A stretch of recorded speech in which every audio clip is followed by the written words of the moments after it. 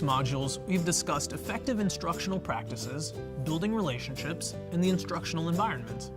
In this module, we'll shift the focus to classroom management and discuss strategies for preventing problem behaviors within the classroom setting. Before we get started, let's first talk about what it means to manage a classroom. While people often associate the term management with some sort of strict disciplinary responses to misbehavior, we'll use it simply to refer to how we arrange the instructional environment to maximize the probability of student success with our expectations. We'll break this discussion up into two segments. The first segment will focus on class-wide strategies that are applied to all students equally. Then, the second segment will focus specifically on challenging individual students and strategies for enhancing compliance in the classroom.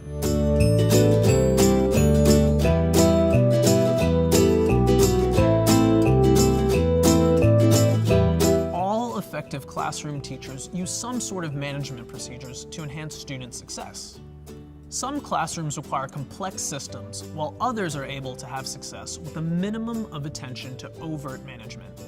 Some teachers have formal strategies and procedures, while others get by with loosely formulated expectations. The degree to which a classroom can be successful with management at one end or the other of this depends on the students and the demands of the curriculum. As a general rule, we want to use the least amount of management necessary to maintain student success. In this module, we'll make the assumption that classrooms require at least some level of formal management, including systems for overt encouragement and enforcement of basic expectations. In this first section, we'll talk about classroom point systems and group contingencies. Most everyone is familiar with management systems that involve students moving clips or cards to different levels, but we'll take the position that we can provide much simpler and more direct management of student behavior. Point systems are generally the most basic form of management system. These simply involve the awarding of points for students' demonstration of predetermined behaviors. These points should be redeemable for privileges within the classroom, things like computer time, playing educational games, or moving to a different activity. Let's look at a couple of common types of class-wide systems. The first is the simple points game that involves awarding points for positive demonstrations of behavior as part of a competition between the two or more student teams. First, the teacher provides explicit directions regarding the expected behaviors and the awarding of team points. If both teams are exhibiting positive behavior, both may receive a point, and if one team is obviously off task, an additional point may be awarded to the other team. As a general rule, it's not recommended that points be taken away. Once they're earned, they stay. We also do other things because the behavior chart, the clip chart's more individualized. So then in my classroom we have tables. I use Class Dojo. We use table points. We have a contest every week, see who gets the most points. So that kind of gives them, they have like an individualized thing, and then they have a group behavior management system. And then we also do tickets. And the whole class we gotta use all these different things. I mean, some kids like this, some like that. And so the whole class, they're working together, they're walking down the hall. Oh, these kids get a ticket. They're on task in the room, they get a ticket. We have a compliments jar. We fill it up, we have a class party. So that gives them a sense of community where they have to work together. And then, we have those few outliers who need their own, maybe a sticker chart, maybe break cards, and even today it was, oh, you can wear my keys if you get to this color. That really did it today, and tomorrow it might not, but you just kind of come up with something new. It's trial and error. All right, so today we are going to be working on a group project. We have 3 teams. This is team 1, this is team 2, and this is team 3. And you all are going to be working together on 2 things during your project today. Number 1 is your teamwork and how well you work together. And number 2 is how well you stay on task. You're going to be earning points for getting those 2 things done nicely. And if all 3 teams at the end of the activity added together get 20 points, then you'll have some time on the iPads at the end of the day. Okay? All right, so go ahead and get started working. And group 1 and group 3 are off to a pretty good start, so I'm going to give them some points.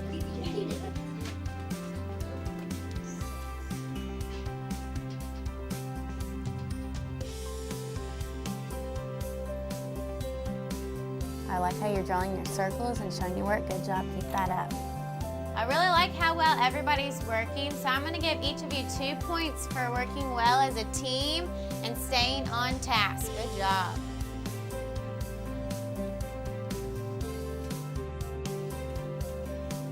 You know, I really like how group 3 is working and time is almost up. I think I'm gonna give group 3 another point. They are doing an awesome job.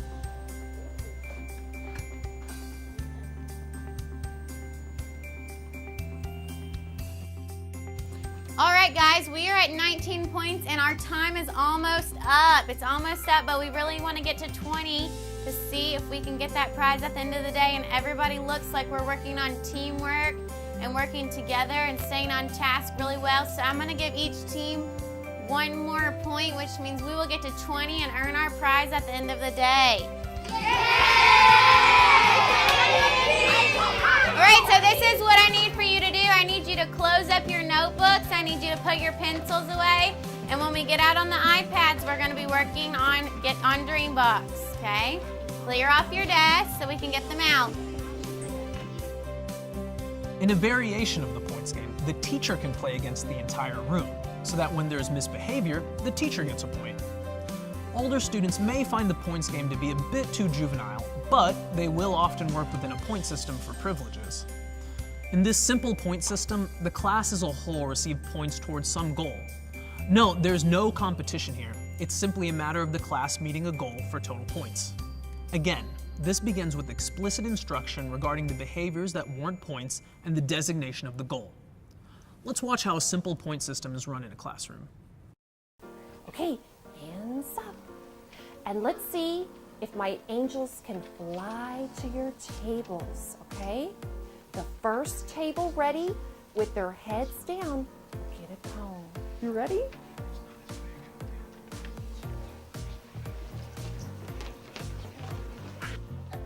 Oh, look at my angels fly. Look at my angels fly. First table, heads are down. We're at a 0 voice level. That was so hard. How am I gonna pick? Everybody did such a good job. I'm going to have to say the first table ready was the green table! Yay! Way to go! Sometime, this simple point system is also known as a classroom contract. In the contract version, the teacher and class negotiate specific outcomes in exchange for specific privileges. Often there's no real exchanging of points as the criteria is more in line with completion of a project or task. In its most complex form, the point system can become a token economy. However, this level of complexity is not necessary for the average classroom. Get together with your team and consider the degree to which your classroom makes use of any system of points to manage behavior. If you do, how's it working for you? And if you don't, discuss what point systems may or may not be effective with your particular students.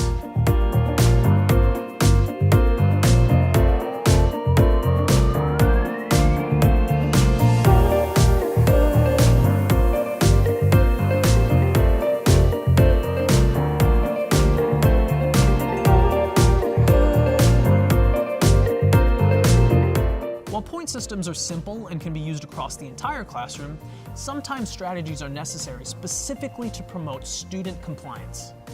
In modules 9 and 10, we'll talk more about individualized strategies, but for now, we'll discuss a couple of simple strategies for getting students to comply, or even just to get started on work. The group contingency is applied across the entire classroom. Very simply, this strategy provides a desired outcome or reinforcer for the entire class, contingent upon demonstration of some target behavior or outcome by every individual in the class. In the point systems, it was possible for the stellar work of a few to make up for the shortcomings of others. But in the group contingency, everyone must individually perform in order for the entire group to be reinforced. Group contingencies are good for helping to build teamwork and collaboration among a group. However, group contingencies are not appropriate for teaching new behavior. If there's any student in the classroom that cannot successfully meet the target, the entire class is punished. Rather, group contingencies are effective to generate compliance with skills and behaviors that we know the students can do. That's why this is really a type of compliance training. Here's an example of a group contingency in action. Notice how the teacher uses reminders of the group contingency to subtly prompt and remind students throughout the class. All right, guys, it's time to clean up for Math Center, so you need to make sure you go back to your seat, you take your textbook and any materials, and that you clean up if you are at the carpet. I'm looking for the first table that's ready to earn a point.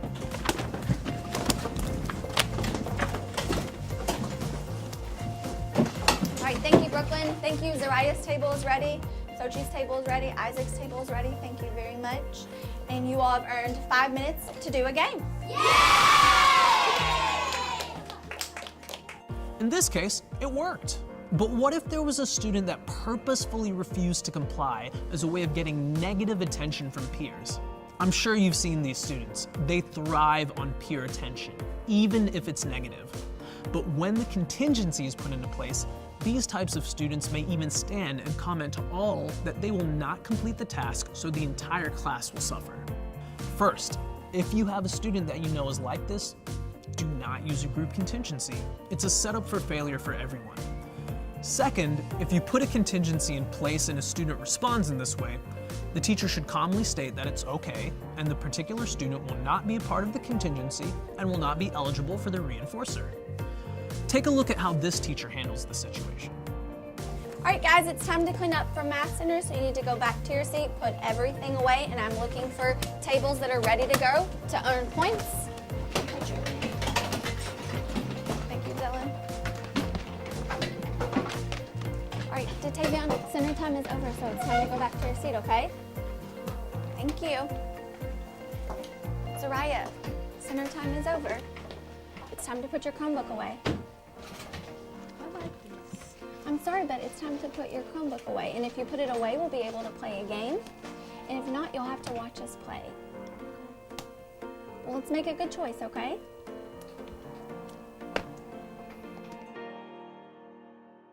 This is not the way we want this to play out, but it is a way to salvage it. So again, if you have a student like this, it's best not to try the group contingency in the first place. Instead, there are some individual compliance strategies you can try with these students. Providing students with choice is a strategy for building compliance. But in this strategy, the choices are still selected by the teacher, and both choices are similar in terms of work and effort. For many students, being told to do something is perceived as a challenge, an adult trying to get the student to concede his or her personal autonomy. For many of these students, the feeling or even illusion of having some choice is sufficient to facilitate compliance. When students have demonstrated a likelihood to refuse compliance with specific tasks, the teacher can offer a choice between 2 or more similar tasks. This is not an ultimatum. It's not a choice between compliance or consequence. It's a choice between 2 similar types of tasks. When providing the choice, the teacher must plan ahead and develop alternatives to become part of the student's choice. The idea is to have options that are equally challenging and beneficial, but the students get to have the choice of which to take on. Let's take a look at an example of using choice with a student who has trouble getting started. Hey guys, let's start group work. Hey, how's everybody doing? We ready to go? Nina, why don't you come over and join the group? No, I'm sick of this. Nina, if you'll just join the group, I know we can get this done in no time. I'm not going. What's the problem, Nina? I just need you to join the group. Because I hate it. Look, here's what I'm going to do. Today we're working on either group work or the PBL project. And I understand that you're very mature, you're older, and you always work with me, so I'm going to give you 2 choices. The group work or the project. And I trust you to make a great choice. What do you think you'd like to do? I want to work on the computer. The choices are the group work or the... Isaac, you can go ahead and sharpen your pencil. Your choices are the group work or the PBL project. Look, I know you can make a great choice here because I trust you to make great choices. So what would you like to do? I guess I'll do the group work. That's a great choice. Fantastic idea. Nina, why don't you go ahead and join the group?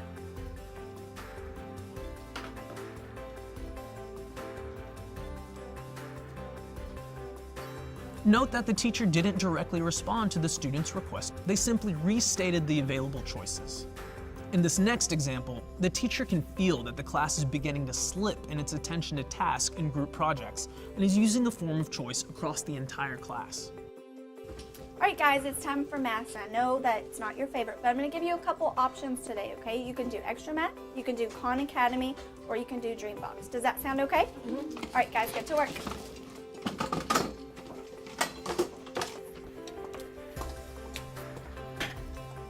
So we're going to get started on rounding our decimals today, so go ahead and look at the first problem. I want you to circle the underlined digit, and then we underline which way. This is a form of choice because both options are important and equal work. But providing this choice may make the students more likely to get back to an attention to task. Behavior momentum is another simple strategy for promoting compliance. This strategy is useful for situations in which teacher requests for student action or behavior are typically met with refusals to comply. The idea of behavior momentum is that low probability requests are more likely to succeed if they have been preceded by simple requests that have resulted in praise, thus building momentum with the student's behavior. The task for the teacher is to develop a series of simple requests that can be strung together, promoting student compliance and teacher praise. Let's take a look at an example of behavior momentum.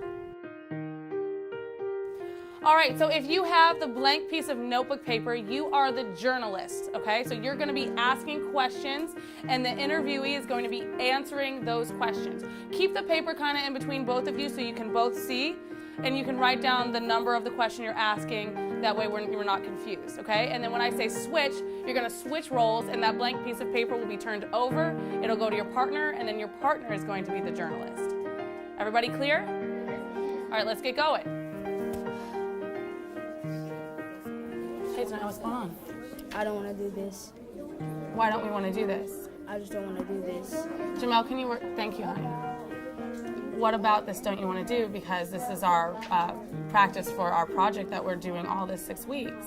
And this is going to be a good time for you to practice your interview questions so you're not nervous. Well, no, I just don't want to do it. Hey, Tanaya. I need a student that's really responsible to do something for me. Do you think that could be you? All right, good. I was hoping so because I've been talking to your coach about how responsible you've been in basketball and how you've really been stepping up in practice. And so I need someone who can have that responsibility in my class to help me. You think you can? All right, can you move those paws, the blue paws from the whiteboard back over to the chalkboard for me? Thank you. All right, guys, let's make sure we're working on our bell work, okay? So we need to be working.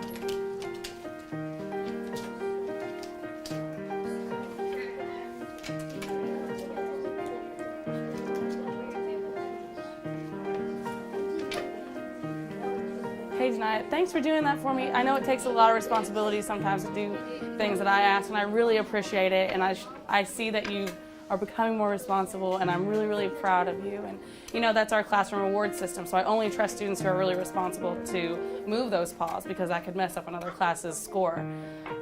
Since you're being so responsible, do you think you could do me something else? All right, can you get my iPad off of my computer for me so I can take attendance? Thank you.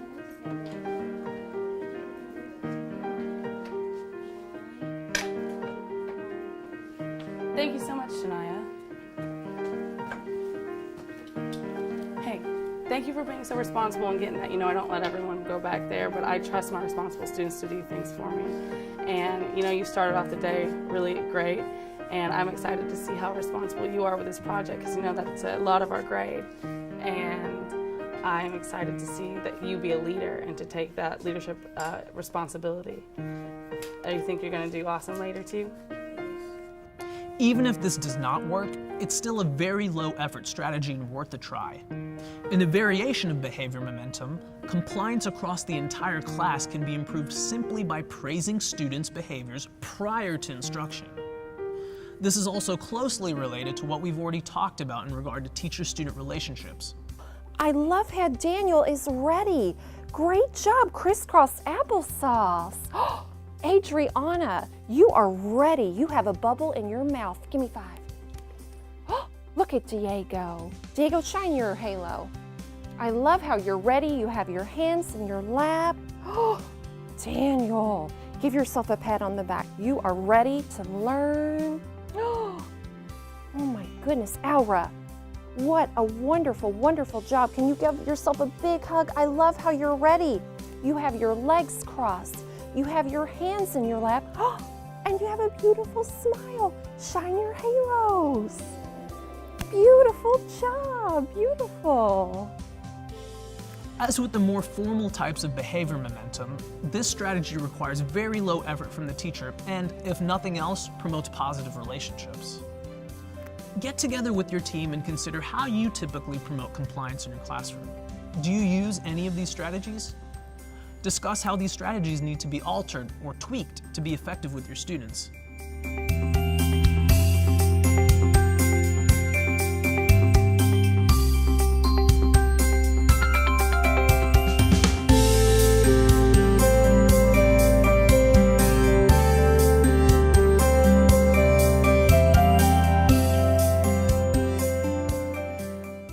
Using picture messages. Oh my goodness, I cannot believe what you just did, or how you've been sitting here this whole time. I'm snapping a picture, sending it to mom, or yeah, little things like that. Also, when I did teach kindergarten, we have our sticks where we pull, and that's who gets to go. Well, I would pull a stick and put it in my pocket, and that person, whoever it is, but it's a mystery, whoever it is, if they stay in my pocket all day, then they get a treat at the end. If not, if I see them doing something, the stick goes back in. So then as soon as the stick goes back in, everybody's like, oh gosh, was that me? Am I doing something? So it's a self-check. The mystery idea, they love that because we were having challenges in the beginning, really following directions and being able to have that listening stamina when it came to this is what you need to do, this is what you need to do next and afterwards. And so what I let them do is come up with a mystery choice word. And so they came up with things like hot dog and pineapple. And so whenever I inserted that word into our instructions, so I would say something like, okay, you need to put away your books, pineapple, and then get out your math workbooks. And so as soon as they heard the mystery word, their hands were up, and then they had to repeat back to me what the directions were. And then if everybody's hands were up and the person that could repeat the mystery word back to me, then they would get a bingo square. And if we had 100 bingo squares filled up, then we got their choice of a class party. And so that kind of helped me say, okay, your stamina's getting better listening, and I could kind of see the progress. And they got to feel like, oh, we chose the word, and we're all kind of listening now. So they like that mystery word, the big kids do too. We went through a math, unit recently, and I think it's important to introduce these concepts, even if you don't stick necessarily with that particular dynamic throughout the entire lesson, or even the entire day, or even the entire lesson, but that it's there and it's a part of it, and that you have this element. We did probability recently, and of course I bring in dice, and and so the idea is that we're going to open each lesson with these fun activities. We're going to do these. We're going to get the general ideas down, doing this thing, and then from there we can springboard and talk about other things beyond that may not be as exciting as rolling dice and playing a game against your neighbor. But at the same time, they're seeing the connection between what they just did with the dice, and then maybe other more ethereal, more nebulous concepts that they can kind of coalesce around that. So that's a really great idea, and I really enjoy doing that, even if it's only for a moment. They will. Throughout the lesson, they'll ask you, hey, when are we going to do that that dice thing again? And so at that point I might say, that's I'm glad you asked that, and we're going to get back to that. But tell me, why do you want to go back to that? Or what did that do? Or what did that, how is what you're getting now related to what was happening then? And then we can have those conversations. But as long as we have that kind of anchor moment that we can continue to kind of look back, it really helps to solidify everything else that you're doing after that.